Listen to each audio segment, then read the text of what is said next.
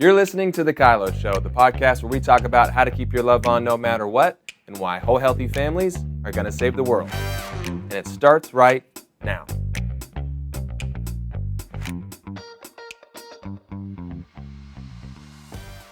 Well, hello, everybody, and welcome to The KYLO Show.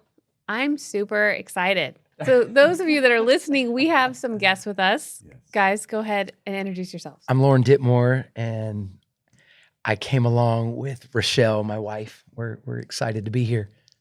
Yes. Absolutely. Thank you so much for having us. These guys are good friends of ours, becoming closer friends, which I love. Just warms my heart. And I had this moment we were talking and thinking. We went to dinner, and I'm like, oh my gosh, we got to get them on the podcast. We really do, because what they do, I'm actually just now realizing I didn't bring a tissue to the table, and I should have known better, because Rachelle often makes me cry just telling her beautiful, powerful stories of what she's doing and really what her and Loren are doing together. So we talk a lot to our partners, and we have the honor here of Loving on Purpose to be really partners with you guys and investing in what you're doing. So this is kind of a glimpse into all of you out there that have been partnering with us. This is fruit. Absolutely. This is fruit right here Yes. of your investment. And so we wanted to just introduce you guys to everybody. Well, we've been absolutely blown away by what God's already done. I don't know if your partners do know this, but we have a housing program that we've been doing for the last 15 years where victims of human trafficking, and then now we've kind of expanded that criteria onto homeless women and children. And then we've watched countless women actually get access, because of our partnership with you, to the curriculum, the Keeping Your Love On curriculum, all of the family connectivity stuff, and we've watched just relationships between moms and their girls and parents. Even we even have a single dad at one of our motels that we do service programming for, and he's just come alive. And this guy was 6 months ago, he was in prison, and God's restored his relationship with his kids. He's a single dad. It's the real deal. So tell us more about this, because we didn't say the name yet of your ministry. Yeah. But go for it. Go ahead. Take it away. Tell these people who you are. Yes. I want them to know you as best they can. You know, I remember as a little girl, back when churches had libraries. Do you remember that? No. Did your church ever have a library? We had a directory of people's faces. Right. Mine did. And I remember just like sitting in that little room, and I would just be drawn to every missionary book and tale that there was. Yeah. And from such a small age, and God had crafted my heart for more than the dreams of myself. The dreams for people, the dreams of understanding who Jesus was from such a young age. You know, my grandparents were immigrants from Turkey. They survived genocide and persecution. So, you know, I grew up with a depth and an understanding of who God was and what would really last, the mark that would really last, the eternal mark that would last. And it was just planted in me so young. And then when I was in 6th grade, it was The Cross and the Switchblade, Nikki Cruz. Right. I read Coming that at you book, hard, baby. right? Coming at you hard. And Wilkerson. I would go to Blockbuster, and like every Friday night when it was time to rent a movie, and my parents would be like, again? And you know, when Nikki said that part where David Wilkerson said to Nikki, he said, you could cut my body into 1,000,000 pieces, and every piece would say, God loves you, Nikki, and I love you too. Yeah. I mean, it stuck with me. It just stuck with me. And so at 19 years old, I moved to the inner city of Los Angeles. And, you know, I think at the time when we looked at cities and that terminology was what it was, like we don't call places inner cities anymore. You know, some people may have looked at the city and saw the brokenness and the crime and the poverty and the stench of urine that, like, I can still close my eyes and remember from Skid Row. I mean, that was just the fragrance. But when I moved to the city, when I looked back, what drew my heart was not the darkness. What drew my heart was the treasure.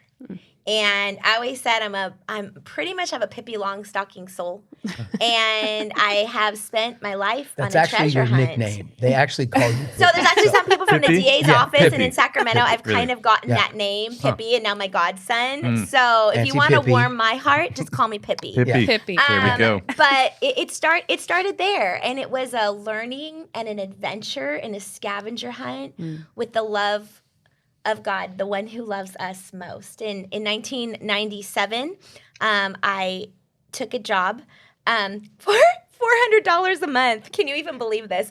To move to Sacramento. Okay. And Baller. you know, and it was at a church. I won't Yeah. say what church that was. It was a great church. But I remember leaving LA the day that I was moving to Sacramento, and in my flesh, I didn't want to come. I was.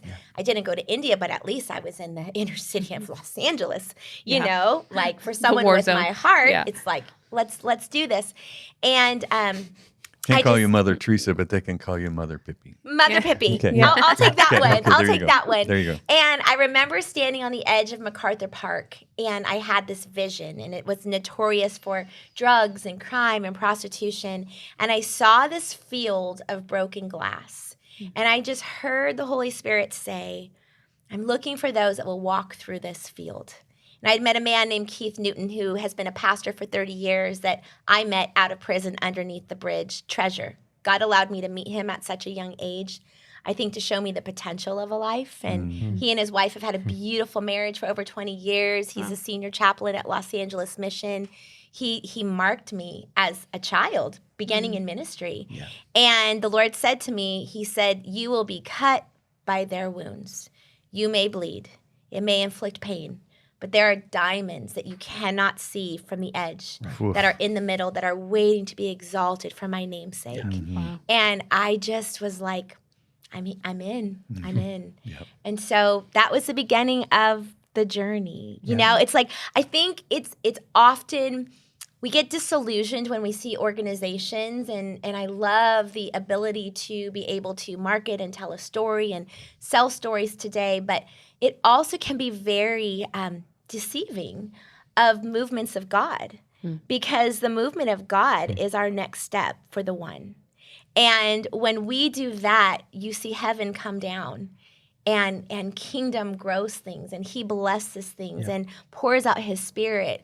And so while we may have an organization and lead an organization, Which we still haven't said the name of yet.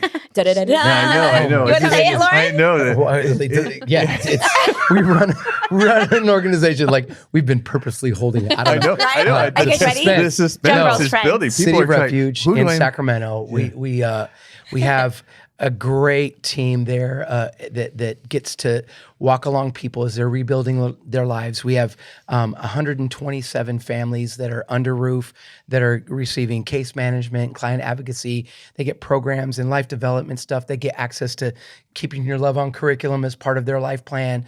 And really the whole goal is that when people's lives are broken, that we walk along and we partner with them while they're rebuilding and while God's rebuilding their lives and onto self-sufficiency. And it's amazing process. And you watching. guys have you have housing, you have motels, you have a center.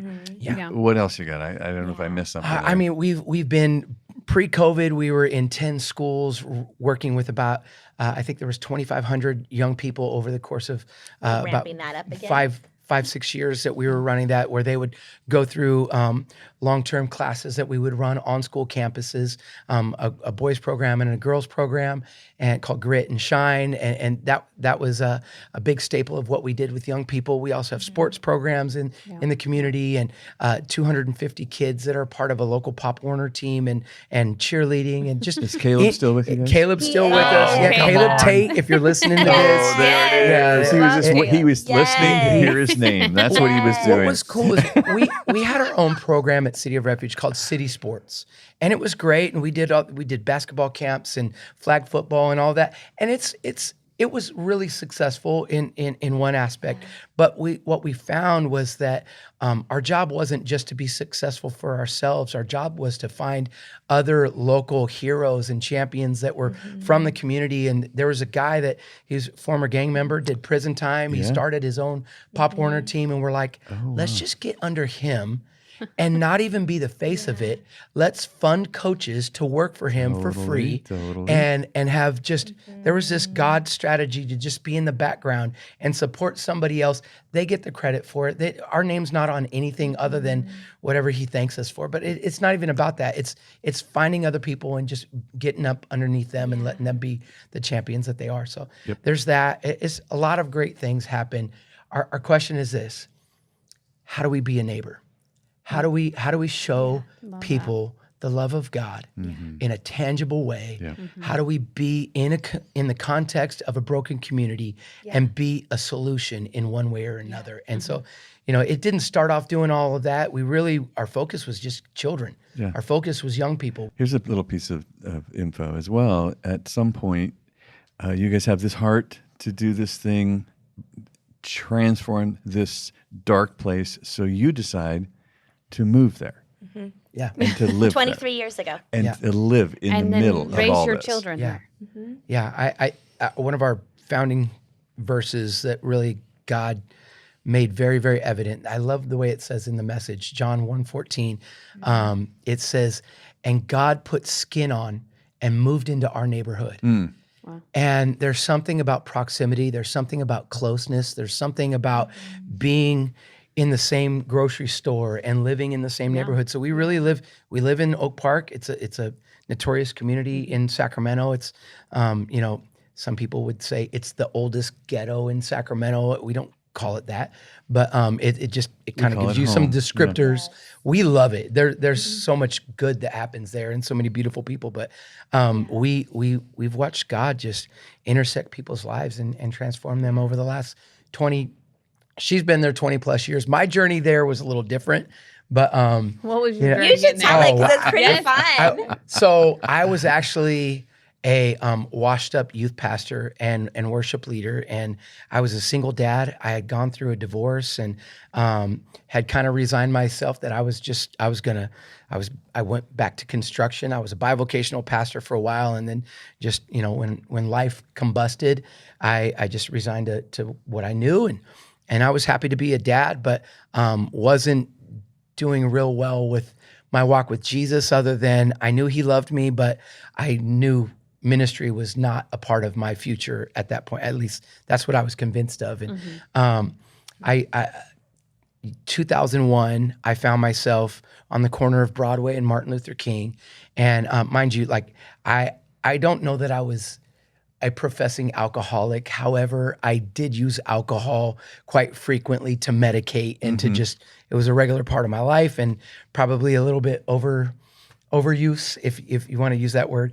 But I was doing what I could to just feel better. And I was at an intersection of Martin Luther King and Broadway in the middle of Oak Park. I was lost trying to find a job. That was back in the day where you didn't have GPS. You had a Thompson's Guide, a map that you had to find the cross. That you could never fold back up. You could never figure There's out no how to map fold quest. it. There's none of that. This is pre that. And I'm trying to find this house that I'm working on.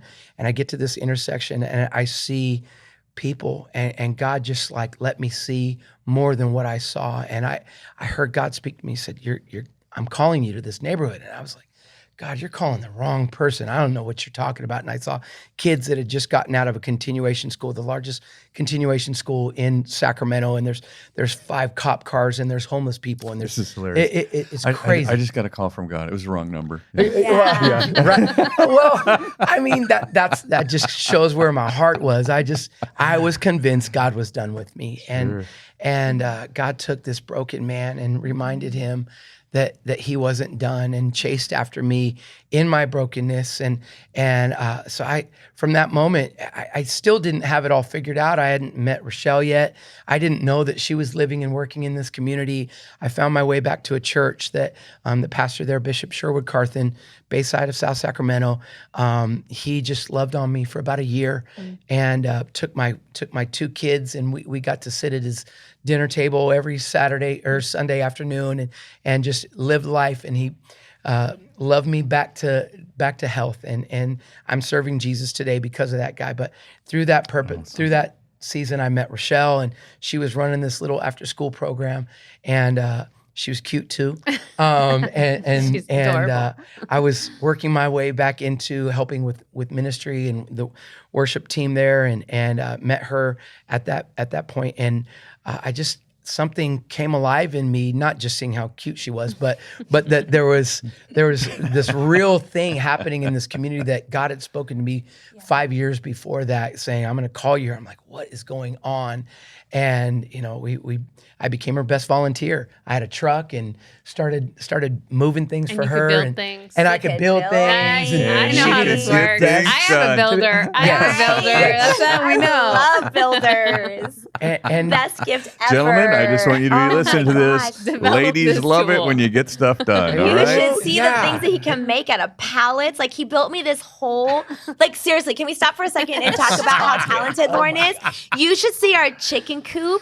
He had these pallets. He's like, babe, don't get rid of those. I'm going to make something. He built me like this little cute with a tin roof, little to put our wood in the backyard. And sorry, babe, but this man can build. There you go. You and Ben got to get together and build us something grand. Make stuff.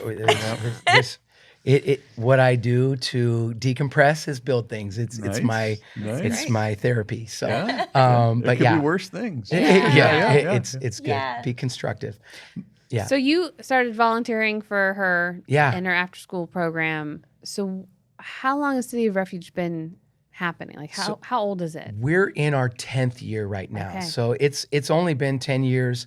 A lot has transpired. We've been married. We celebrated our 15th year anniversary and just this last September. And so Congratulations. God has done a lot in a little bit of a time. Yes. And it's been crazy journey. We started this little house called the House of Acts. And that was the early phases of City of Refuge. And our goal, again, was to be a neighbor and to open up our doors and just invite people home. And kids that were running the streets, getting into trouble and had nothing else to do, they found their way into the Ditmores, what was our personal home, and we moved out of it and just Is gave that our the life house away. we went to? The first house on Yeah. 38. The yellow house? Yeah. Yes. We So went in the I had- That's where it all backyard. started. Yes. So I That's had been on ground staff zero. with Youth for Christ Yeah. for about 17 years. And so I ran after school programs in the neighborhood through Youth for Christ, raised my support as a missionary.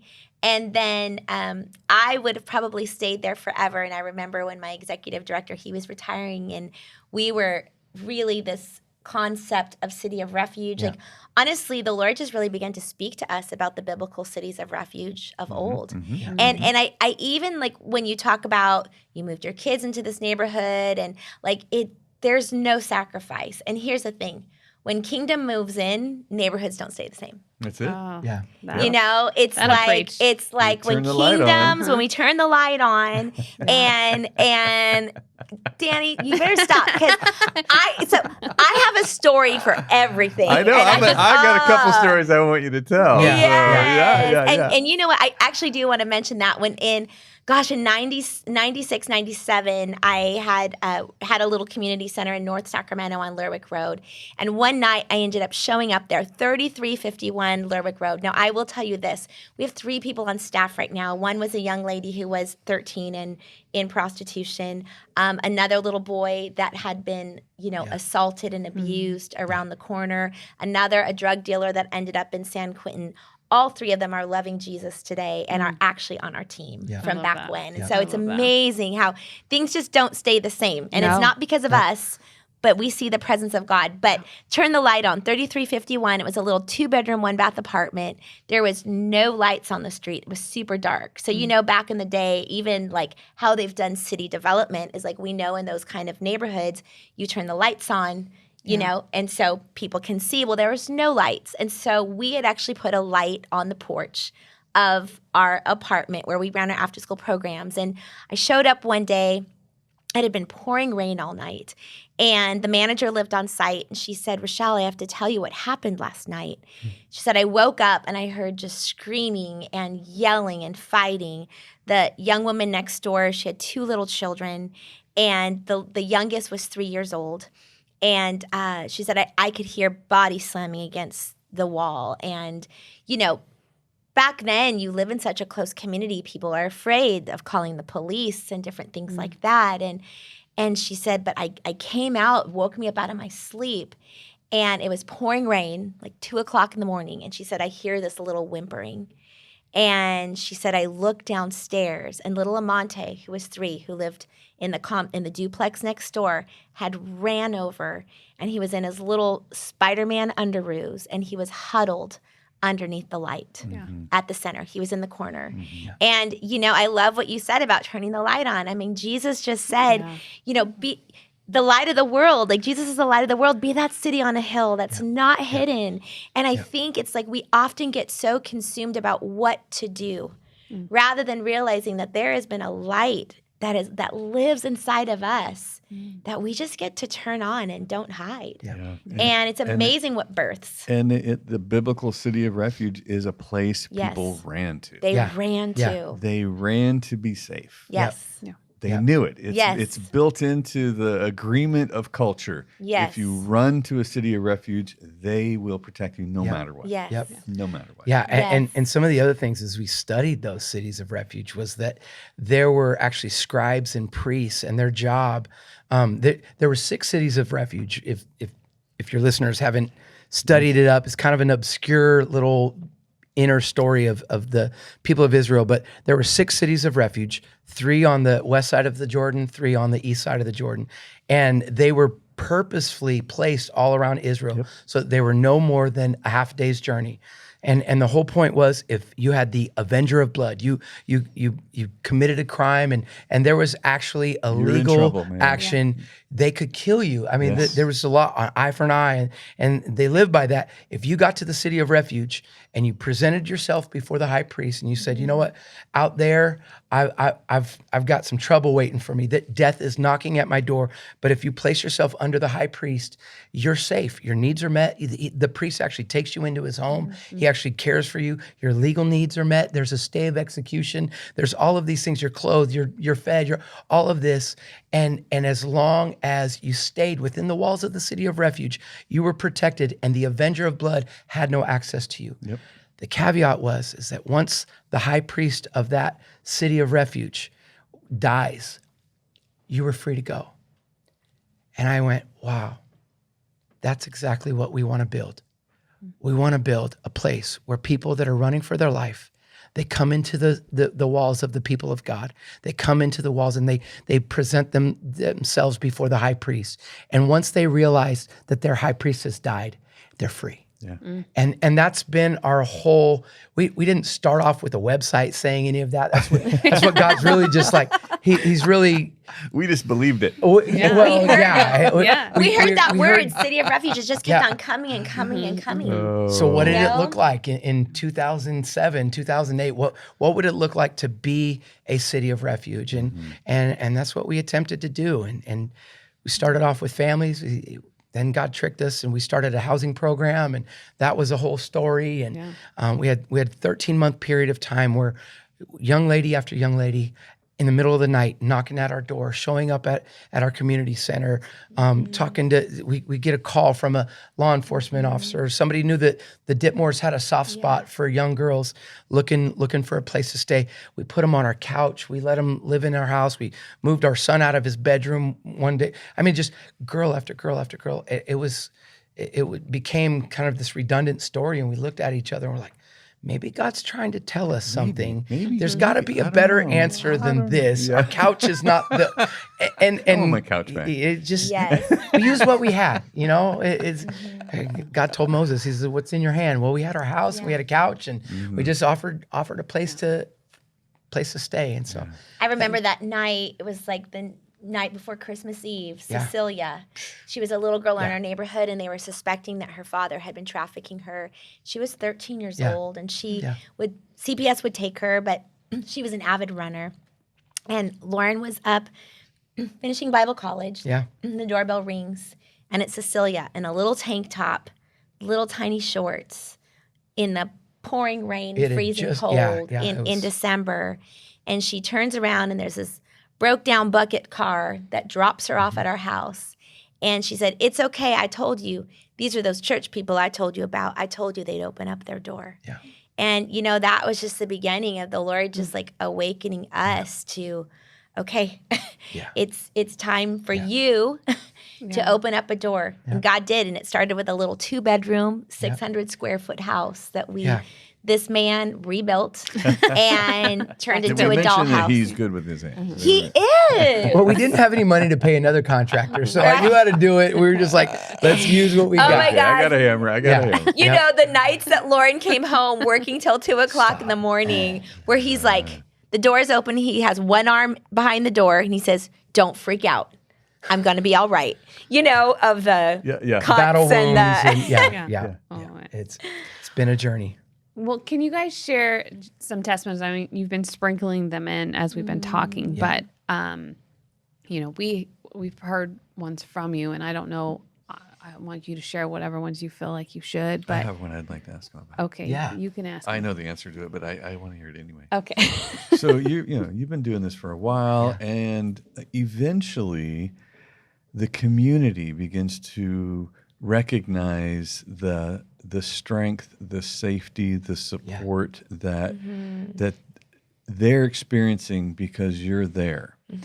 And pretty soon, people who rise up in the neighborhood as I'll call successful, and they say, "I want to say thank you to you guys for what you're doing, so I'm going to point my resources at you." And there was I guess a famous rapper. I don't know anything about rappers. I'm kind of not a rapper guy. We've had, again, you work with kids and you stick around long enough, they grow up, and you know what some may not think is success is that some of these kids continue on in the trajectory of negative, broken life, you know, and they've done stints in juvenile hall, and there's a gang culture there. It's a very old gang culture, and we've seen a lot of stuff happen, and some of these kids grew up and they're now 20, 25, 30 years old, and they've stayed in this lifestyle. And you know, we prayed a prayer a long time ago. I remember on a prayer walk, and I just said, "God, give me the biggest, baddest gangster in this neighborhood, the most notorious guy. Let me get that guy." This is like The Godfather, right? I mean, the government structure that happens around these gangs in these neighborhoods is literally mafia kind of stuff. Absolutely. You know? Absolutely. You know, and so this is who you're talking about. This isn't just a little street gang. This is in the prison system. It's pervasive.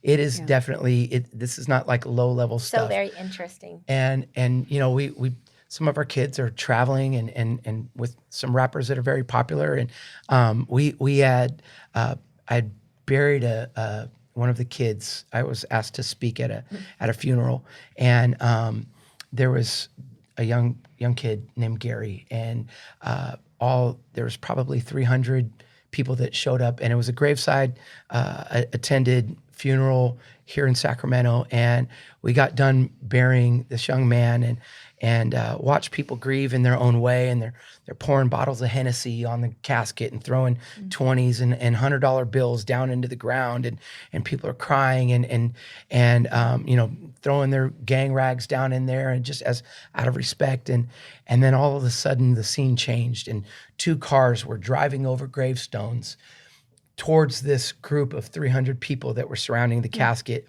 Wow. I had just gotten done taking a picture with a couple of our boys, and there was a hit on some of the guys that were there, and about 5 men with guns got out of those 2 cars and began to just shoot at the crowd, and people in the crowd began shooting back, and it was this pandemonium, and it may not sound like a long time, but 5 minutes of gunfire seems like 5 hours. And we were literally ducking behind gravestones, and there was this big brick pillar column that I hid behind. And I don't say this cheeky, but like I literally had like trauma. I had bad dreams and nightmares and some traumatic things that happened, but things slowed down, and I knew to call my wife, and I just said, "Babe, pray.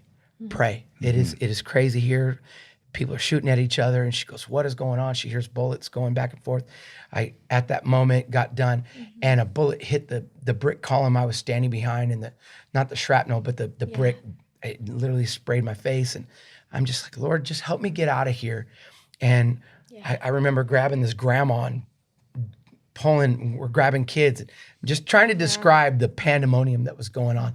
But there was also this sense of peace that God had put me there in the middle of that. And there's this really well-known gangster. He's well-known in the community, and his name's Kuja. He was there, and that's not his real name, but that's just his street name. And he was there in the group, and while people just ran and dispersed, I just felt like we were supposed to like keep people safe and make sure. He looked at me with tears in his eyes when everything got done, and he said, "You didn't run. You didn't run. You could have ran, but you didn't." Other people, and it's not making me the hero, but I really think that there was an opportunity where I could have, but I felt the Lord just had placed me there, and I didn't know anything else. I think I was probably too scared to run, but I was just trying to make the best of it. But it gets to your credit, right? You know, and we watched kind of some events transpire, and you know what could appear.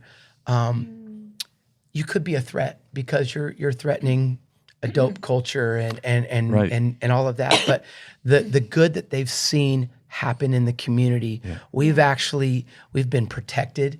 We've had people have our back that has kept us from harm. There's so many great crazy things and support from even some of these famous kids and they've donated money and given and I'm just they're tell about the Christmas. Oh, you want the Christmas that we had a big Christmas event. We one of there's I don't know that I want to say his name, but he's a very world renowned rapper. He buys Christmas presents for a bunch of kids and knew that we were a safe place. And there's a lot of gang violence happening, and normally they would do it in the park. His brother called us up, had our phone number, and asked if they could do it in our building. And at first I was like, I don't know about that, because I mean, literally, people are dying. We're a target. That many people show up, but we just felt like there was a yes on it, and we said, all right, we'll do it.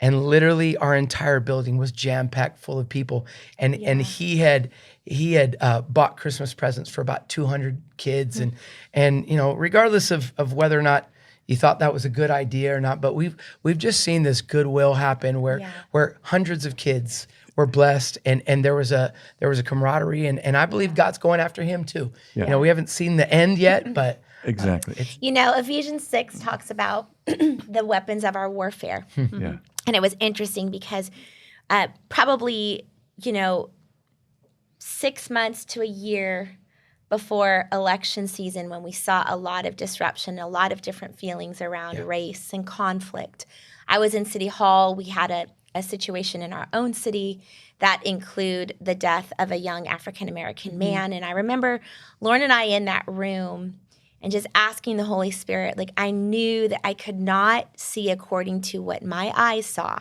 I could not hear according to what my ears would hear. I needed to hear from him.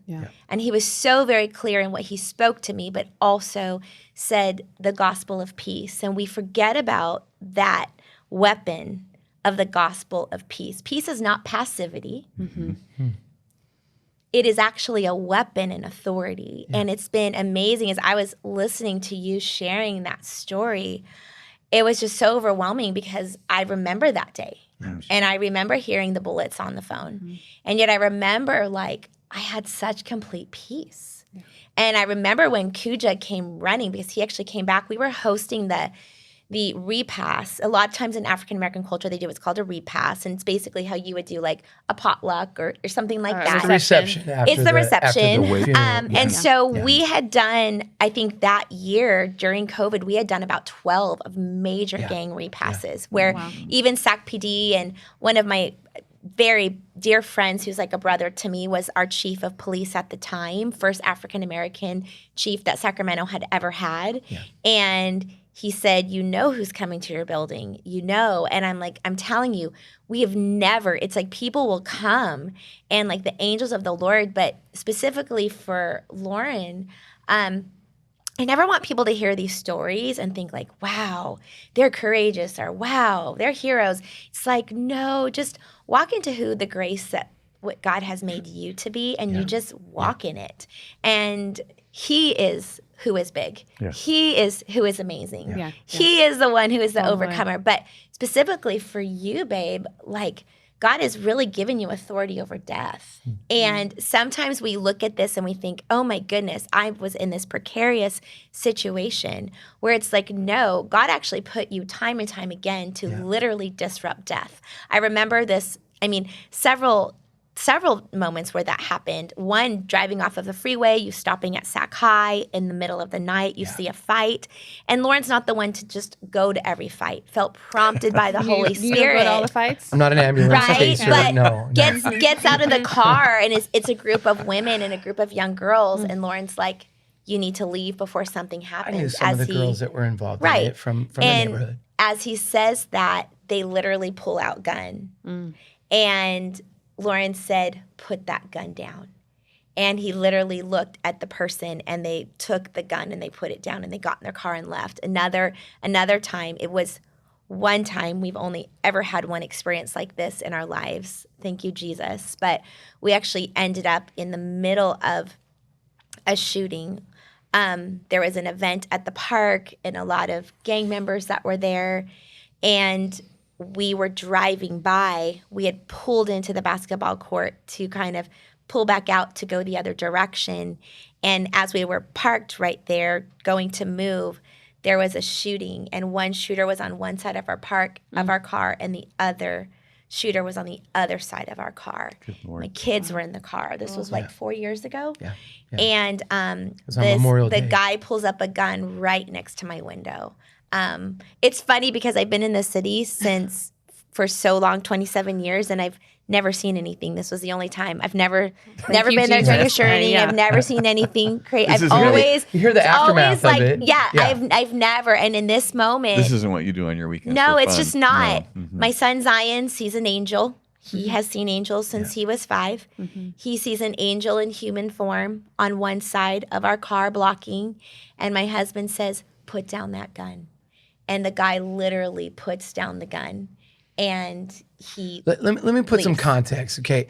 The guy shoots across at the park, and this is the local gang's celebration every single Memorial Day, and they honor all of their fallen dead. And so there's a T-shirt that's produced with everybody that was shot and killed Wow. that gave their life for the gang. the life, and so they're doing this. There's 500 people in this gathering, and a rival gang shows up and they start shooting across into this crowd. Now, in a crowd that size, there are a lot of guns.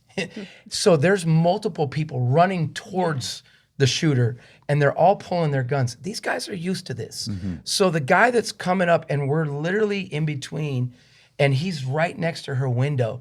These guys aren't like afraid to shoot. This is a normal, I hate saying normal, but this is a regular, Lifestyle, lifestyle. yeah. it's just reaction. It's normal for them.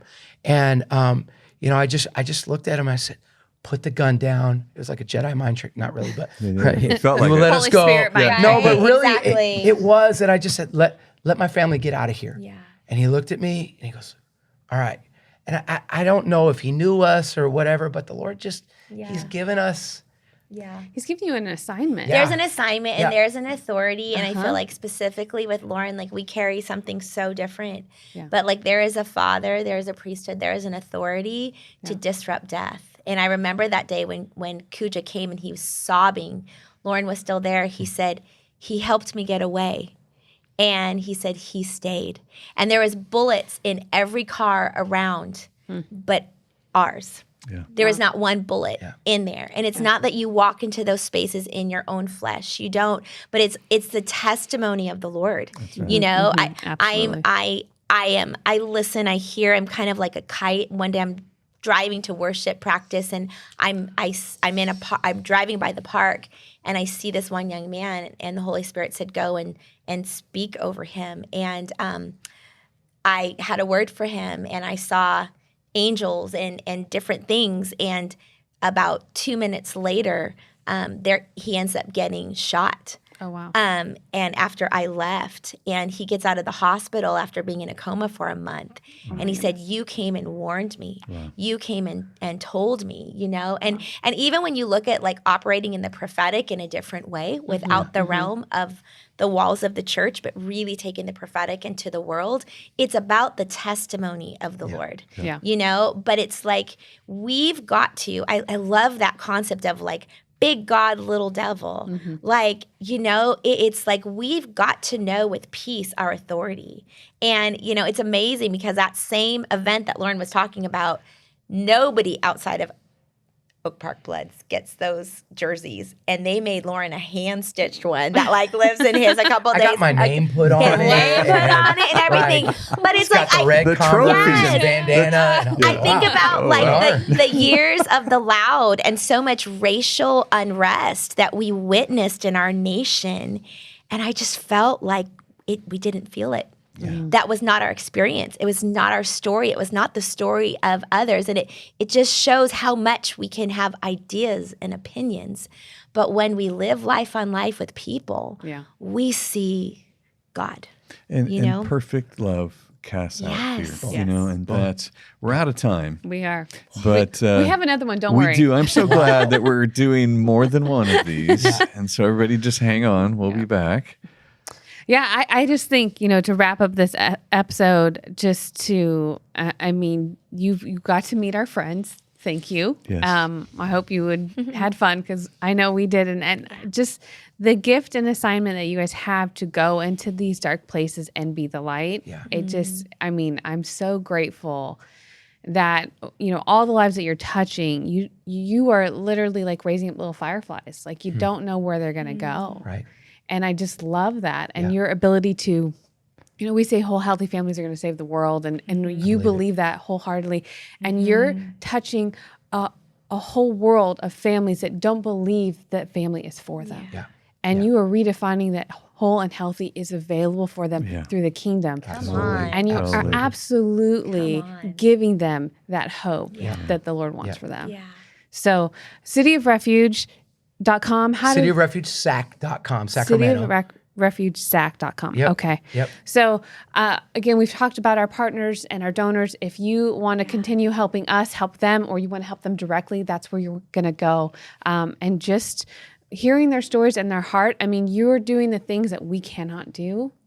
And we're so grateful to really be able to pour into what you're doing. So thank you. Well, you've enabled us to be better at what we do and help put language to some of the things that we've always seen work in people's lives. You know? Beautiful segue to our next podcast. Yeah. So if you want to stick around, we got more. All right. We'll see you guys next time. Thanks for listening. Never miss an episode of The KYLO Show by subscribing to Apple Podcasts, Spotify, or watch us on the Loving on Purpose YouTube channel. Don't forget to submit your questions and testimonies to thekyloshow.com. The KYLO Show is produced by Ali Armerding, co-produced by Ashley Beck and Anna Hill, sound engineer and edited by Taylor Silk, and show promoter Christian Zamora. Don't forget, whole healthy families gonna save the world.